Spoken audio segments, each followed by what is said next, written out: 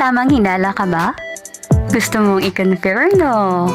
Kung lagi kang tulali, kakaisip kung crush ka din niya, o eto na ang mga tamang hanash para sa'yo.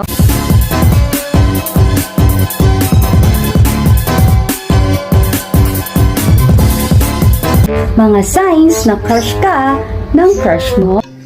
Number 1. Siyempre, kukunin niyo yung contact number mo, no? Pati yung mga social media accounts mo. Bakit? Para may number 1 tayo. Char. Siyempre, doon naman nag-uumpisa ang lahat, di ba? Ayaw mo ba, Norn? Okay, number 2. Nahuhuli mo siyang tinitingnan ka. Kasi may muta ka daw. Char. Yun, tapos binabawi niya. Siyempre, mahihiya yun, no? Hindi naman yun magpapahalata na gandang-ganda sila sa'yo. Sila? Number 3. Kapag tinataas baba niya yung kilay niya. Ayun pala, di kayo talo, char. Siyempre, habang kausap ka, ayun, pa-cute yarn. O kaya, yan nga, ganun nga. So, may kilala ka bang ganyan? Number 4. Siyempre, mag-subscribe ka muna para di masayang laway ko dito, no? Tsaka yung bell button, ha? Pakiclick na rin. Okay, eto na. Totoo na to, ha? Number 4. Nagpapapansin siya. Paano?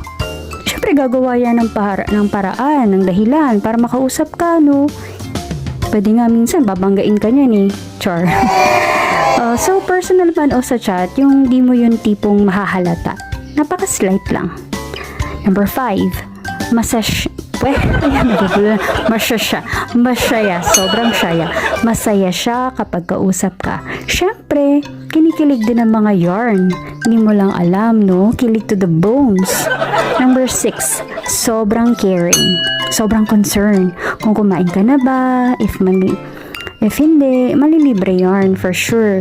Na not necessarily naman na expensive, diba? Kahit simple lang, kahit candy lang, yun. Sa daan, protective din yan. Kung uuwi ka na safe, syempre gusto niyang malaman, diba? Number 7. Tanda niya lahat ng info sa'yo. Parang may extra gigabyte yarn sa kanyang brain. Doon lahat nakastore. Pati pagtayo mo, pag-upo mo. Okay? Number 8. Yung syempre yung iba, i-compliment ka. Ganda mo today, ganyan-ganyan. Pero yung iba, mas gusto nila yung asarin ka na lang nila. Pero syempre hindi halata, no? Number 9. Nag-o-open niya ng secrets. Bakit?